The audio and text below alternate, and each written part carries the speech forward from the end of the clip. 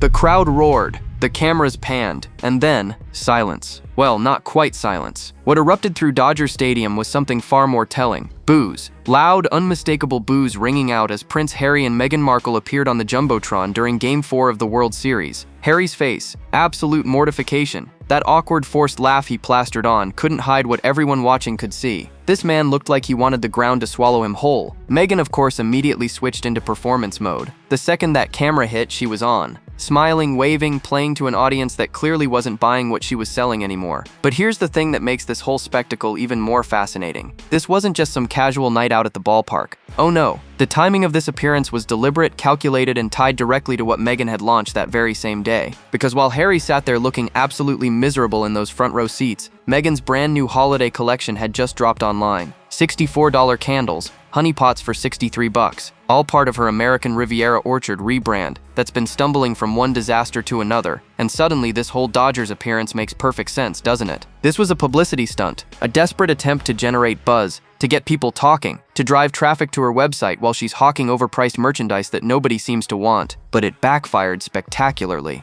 Instead of generating positive attention, what the world witnessed was a couple so deeply unpopular that even sports fans in supposedly liberal California couldn't contain their disdain. The boos weren't quiet, they weren't isolated. They echoed through that entire stadium, a brutal reminder that Harry and Meghan's star has fallen faster than anyone could have predicted. And here's where it gets even worse for them. Those seats they were sitting in, prime real estate. Front row at the World Series, except getting those seats meant pushing actual legends into the second row. Magic Johnson, part owner of the Dodgers, Sandy Koufax, a four-time World Series winner and Hall of Fame pitcher. These titans of baseball were relegated behind Harry and Meghan, and LA sports fans noticed. They were furious. The entitlement of it all, the audacity to waltz in and take the best seats in the house when you've done nothing to earn that kind of respect from the crowd. Harry knew it too. You could see it written all over his face. That tight smile, those darting eyes, the way he tried to laugh off the boos like it was all just good fun. But it wasn't fun. It was humiliating. It was public rejection on a massive scale, broadcast to millions. And the worst part, he put himself in this position. Or rather, Meghan put him in this position. Because increasingly, it's becoming crystal clear that Harry is no longer driving this ship. He's just along for the ride, looking more miserable with each passing public appearance. The footage of their arrival tells you everything you need to know. Harry and Meghan rolling up to Dodger Stadium, cameras following their every move, the whole spectacle carefully orchestrated. But even in those early moments, before the boos, before the Jumbotron humiliation, you could see Harry's discomfort radiating off him. His body language screamed reluctance. This wasn't a man excited to watch baseball.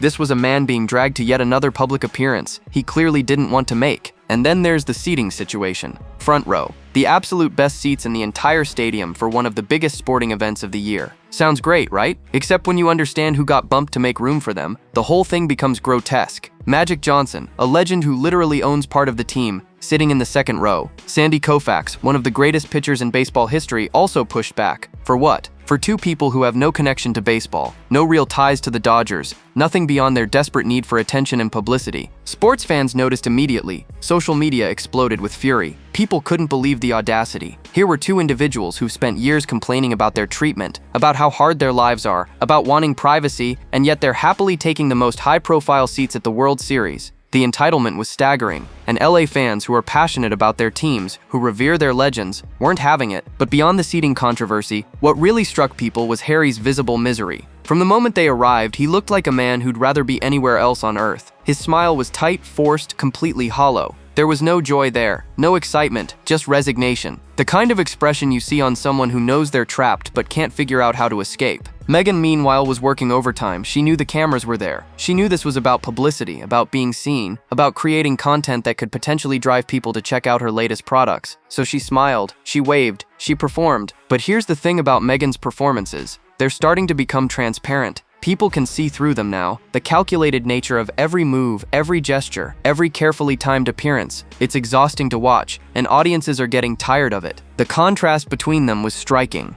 Meghan in full performance mode, desperate to project success and happiness and relevance. Harry looking absolutely defeated, like he's given up fighting, given up trying to steer his own life. Just going through the motions because that's what expected of him now. That's what he has to do to keep the money flowing, to pay that Montecito mortgage, to fund Meghan's endless stream of business ventures that never quite seem to work out. And this was all before the BOOS, before the Jumbotron moment that would crystallize everything wrong with their current situation. This was just the arrival, and already the cracks were showing. Then came the moment that's now been replayed thousands of times across social media. The Jumbotron camera panned to their section, and suddenly, Harry and Meghan's faces were up on the big screen for the entire stadium to see. And that's when it happened. The boos, not scattered, not uncertain, but loud, unmistakable, sustained booing that rippled through Dodger Stadium like a wave of rejection. Harry heard it immediately. You can see the exact moment it registers on his face. His expression shifts, that awkward forced laugh bursting out as he tries desperately to play it off like it's all in good fun. But his eyes tell a different story. There's genuine shock there, genuine hurt, and beneath it all that growing realization that he can't ignore anymore. They're not wanted. Not in California. Not anywhere. Meghan's reaction was different but equally telling. She went into overdrive, bigger smiles, more animated gestures, performing harder as if sheer force of will could somehow reverse what was happening. But you can't perform your way out of a crowd booing you. You can't smile away that level of public rejection. And the harder she tried, the more desperate it looked. Social media absolutely erupted. Within minutes, the footage was everywhere. Twitter, Instagram, TikTok, every platform lighting up with reactions. Some people found it hilarious, others found it sad, but everyone was talking about it, and not in the way Meghan had hoped when she dragged Harry to this event. This wasn't buzz about her new products. This was buzz about how spectacularly unpopular they've become. Then came the jokes. Oh, the jokes were brutal. People started pointing out that the Dodgers lost the game,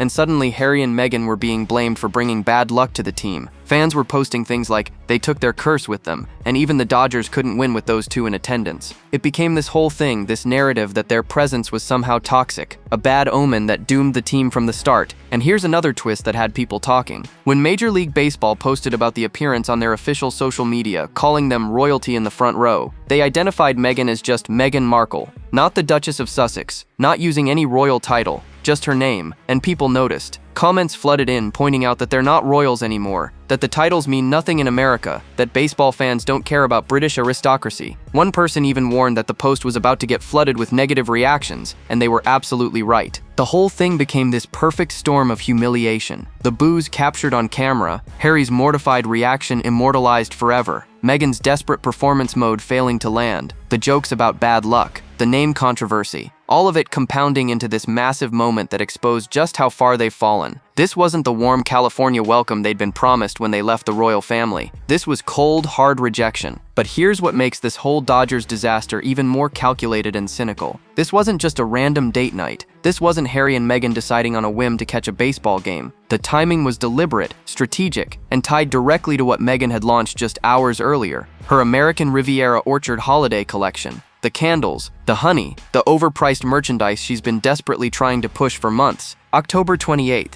that was the date Meghan had been teasing for weeks. Save the date, she'd posted, building anticipation like she was announcing something genuinely exciting. People speculated. Was it a big brand partnership? A major television announcement? Something actually newsworthy? And then the big reveal came. You could buy packages of fruit spread and $64 candles. The disappointment was palpable. So what does Meghan do when her product launch generates lukewarm interest at best? She manufactures publicity. She drags Harry to the most high-profile sporting event happening that day, ensuring cameras will be on them, ensuring people will be talking, ensuring her name trends on social media. It doesn't matter if the attention is negative. It doesn't matter if they get booed. What matters is eyeballs. What matters is people clicking, searching, potentially stumbling onto her website to see what all the fuss is about. And Harry, he's just the prop in this whole operation now. The former prince reduced to arm candy for his wife's endless promotional schemes. You can see it in his face, in his body language, in that dead look behind his eyes. He knows what's happening. He knows he's being used. He knows this appearance isn't about enjoying baseball or supporting the Dodgers. It's about selling candles. It's about driving traffic to a website. It's about keeping the money flowing, because that Montecito mansion doesn't pay for itself. Sources close to the situation suggest this has become the pattern now. Meghan is the breadwinner. Her brands, her deals, her projects are what's keeping them afloat financially.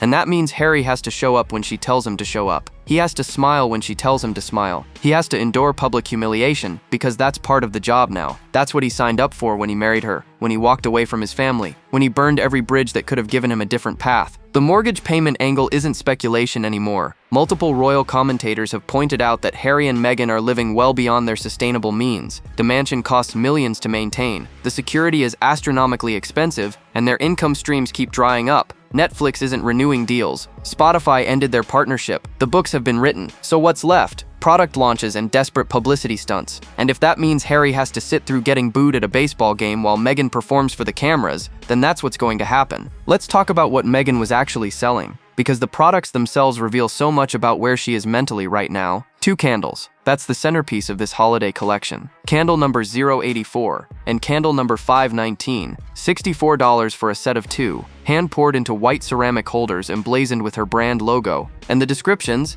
They're something else entirely. Candle number 084 is described as the signature scent that warms her family home. An elegant mix of sandalwood, water lotus, and California poppy. The number is allegedly a nod to her August 4th birthday. The description claims it provides an elevated coziness that feels like a hug. And here's where you have to pause and really think about what's being sold here. This is a woman whose children look miserable in every glimpse we get of them, whose husband is visibly depressed, who's estranged from her entire family except her mother, and she's selling the scent of her family home as something warm and inviting? The disconnect is staggering. But candle number 519 is where it gets truly offensive. This one is inspired by her wedding day to Prince Harry on May the 19th. The description reads like a fairy tale. Modern and elegant, love at first light, the feeling of warm sunshine and blue skies surrounded by love and laughter. It's supposedly about the ease and joy of a day that holds Meghan's most cherished memories, her wedding day. Except here's the problem. That wedding was paid for by British taxpayers. Millions of pounds spent on security, organization, the ceremony itself. The British public funded that spectacle, and now Meghan is cashing in on it, selling candles inspired by a day that cost ordinary people their hard-earned money. The audacity is breathtaking,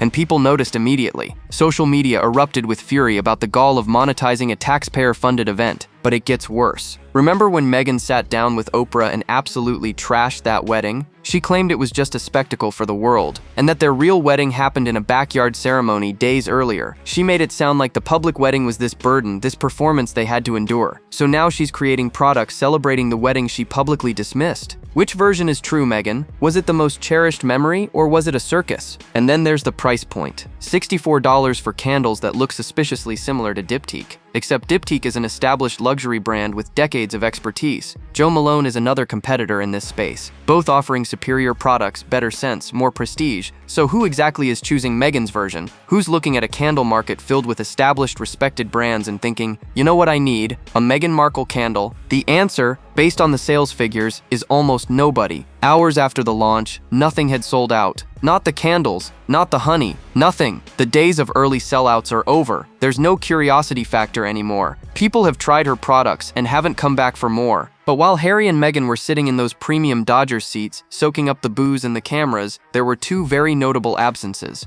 Archie and Lilibet, the children who could have actually had an incredible experience at a World Series game, the kids who might have enjoyed watching baseball, eating stadium snacks, being part of something exciting and memorable. They were nowhere to be seen. And this isn't an isolated incident. This is a pattern that's becoming impossible to ignore. Look at the receipts. When Harry went to the Super Bowl, did he bring Archie? No. When they attended the Grand Prix, were the kids there? No. When Harry played polo, matches that children typically love watching, were Archie and Lilibet cheering for their father? No. But you know who was there? Marcus Anderson. That's right. They'll fly their mysterious friend to events, but their own children stay home. Just days before the Dodgers game, Meghan released that Halloween video showing glimpses of Archie and Lilibet. Carefully curated shots, mostly from behind, the children's faces finally visible but controlled, and people noticed the contrast immediately. You'll use your kids for content when it suits your narrative, when you want to generate sympathy or interest. But an actual fun family outing to see a baseball game? That doesn't fit the plan, apparently. Multiple commentators pointed out the absurdity. Elon Musk brings his son to events. Other celebrity parents are seen with their children at sports games all the time. It's normal. It's healthy. It gives kids experiences and memories, but not in the Montecito mansion, apparently. Those children are kept isolated, hidden away, only brought out for specific controlled moments that serve Meghan's purposes. Think about what these kids are missing. They weren't at the late Queen's Platinum Jubilee celebration, a once-in-a-lifetime historic event where they could have been part of something bigger than themselves. They weren't at King Charles's coronation, their grandfather being crowned king, and they weren't there to witness it. Harry went alone, stayed for barely any time, and rushed back. Why? What was so important that the children couldn't be part of their own family's history? They don't appear to spend time with Harry's side of the family at all. No visits with cousins George, Charlotte, and Louis. No time with their aunts and uncles.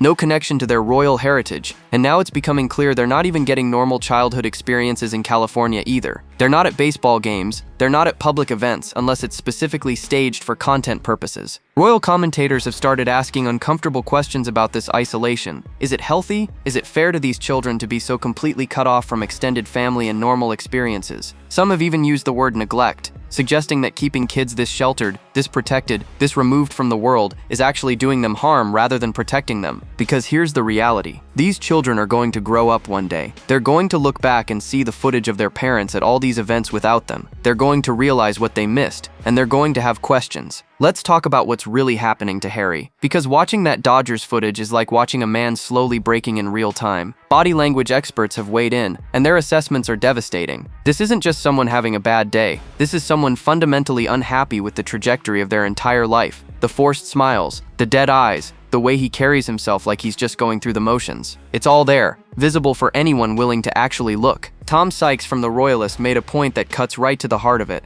Why does Harry keep putting himself in situations that visibly make him miserable? He hates crowds now, despite spending his entire royal life navigating them successfully. He's clearly uncomfortable with the attention, the cameras, the spectacle. So why does he keep showing up to these events where he looks absolutely wretched? The answer is becoming increasingly obvious. He doesn't have a choice anymore. Or rather, he doesn't believe he has a choice. Meghan is calling the shots now. She's the one with the business ventures, the brand deals, the products to sell, and those products require publicity. They require Harry to show up, to play the supportive husband, to generate headlines and social media buzz. Even if that buzz is negative, even if he's getting booed, even if every fiber of his being is screaming that he wants to be anywhere else. Royal commentators close to the situation suggest Harry has completely lost his sense of agency. He's not making decisions about his own life anymore. He's reacting, he's complying, he's doing what he's told because the alternative feels impossible to him now. Going back to the royal family, those bridges are burned. Striking out on his own, he doesn't have the skills or the connections anymore,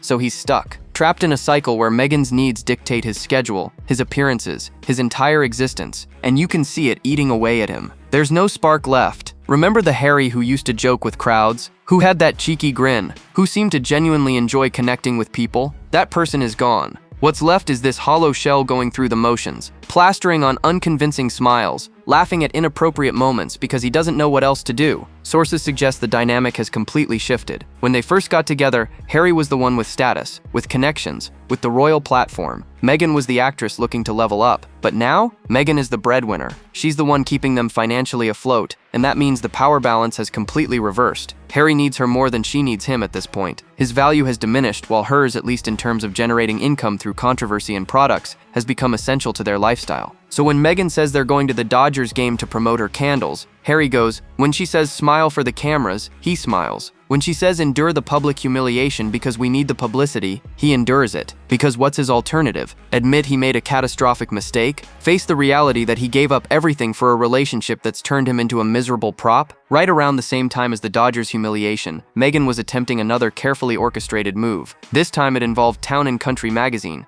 disaster tourism, and of course dragging Lilibet into the narrative. Because nothing Meghan does is accidental. Every move is calculated. Every interview planned to serve a specific purpose. And this one was clearly designed to push back against the disaster tourism label that's been haunting her since the LA fires. For those who need a refresher, when wildfires ravaged Los Angeles earlier this year, Harry and Meghan showed up at evacuation centers with a camera crew in tow. They posed for photos, they handed out supplies, and the whole thing felt deeply performative, like they were using other people's tragedy as a photo opportunity. The backlash was immediate and brutal. People called it disaster tourism. Critics pointed out that real charity work happens quietly, without press releases and professional photographers documenting every moment. So now Meghan is trying to rewrite that narrative. She landed a Town & Country feature where she interviews Avery Colbert, the young Altadena Girls founder who became a face of fire relief efforts. And of course, Meghan couldn't just let the interview speak for itself. She had to make it about Lilibet. My goodness, if our daughter turns out to be anything like you, I'll be the proudest mom, she gushed during the conversation. Let's pause there for a second. This is a woman who constantly talks about protecting her children's privacy, who kept their faces hidden for years, who lectures the media about leaving her kids alone. But she has no problem using Lilibet's name, invoking her daughter, projecting expectations onto a child who can't consent to being part of these public narratives. The hypocrisy is stunning. And think about what that statement does to Lilibet. She's a little girl who's now being held up against the standard of activism and achievement that her mother is publicly celebrating. That's an enormous amount of pressure to put on a child. What happens if Lilibet grows up and doesn't want to be an activist? What if she has different interests, different passions? She's already being shaped by her mother's public statements about who she should become. But beyond the Lilibet angle, the whole town and country piece just reinforces what everyone already knows about Meghan.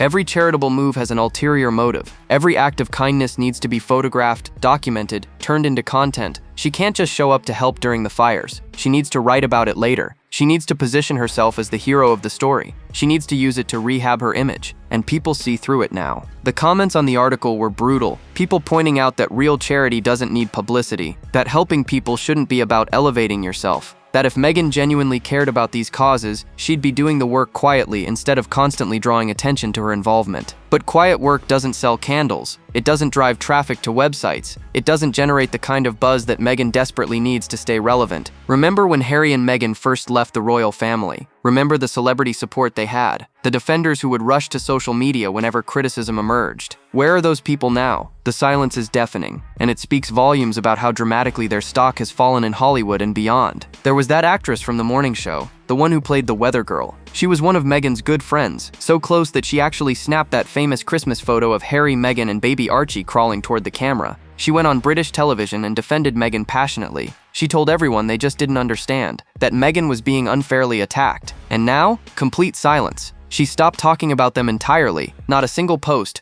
not a single defense. Nothing. Priyanka Chopra Jonas, married to Nick Jonas, used to be a vocal Meghan supporter. She'd defend her in interviews, post supportive messages, make it clear she was Team Sussex. But that support has evaporated. No more posts, no more interviews defending her friend. Radio silence. And when celebrities who were once close friends suddenly stop mentioning you, that tells you everything you need to know about what's happening behind the scenes. Then there's Chrissy Teigen, who appeared on With Love Season 2 and recently gave a bizarre interview to People magazine. Instead of defending Meghan, she called her a polarizing character. Not misunderstood, not unfairly treated. Polarizing. And then she said something even more telling. She suggested that if Meghan is your friend, you're supposed to say, "Oh, she's misunderstood, you just don't know her like I do." But Chrissy didn't say that. She went with polarizing. That's not the kind of thing you say about someone you're genuinely supporting. The pattern is clear. Friends are distancing themselves, supporters are going quiet. The celebrity defenders who used to jump into the fray whenever Harry and Meghan faced criticism have decided it's not worth it anymore, and you have to wonder what they know. What conversations have they had? What behaviors have they witnessed? What has happened behind closed doors that's made them decide supporting the Sussexes publicly is a losing proposition? Industry insiders whisper about burned bridges, about Meghan being difficult to work with, about unrealistic expectations and a tendency to blame others when projects don't succeed, about Harry being increasingly withdrawn and isolated. These aren't wild internet rumors anymore. These are patterns that people who actually know them are starting to acknowledge, even if they're doing it quietly. Some royal commentators believe Meghan has cut off many of these friendships herself, that she's the type of person who cycles through relationships, using people when they're useful and discarding them when they're not, and now she's running out of people to cycle through.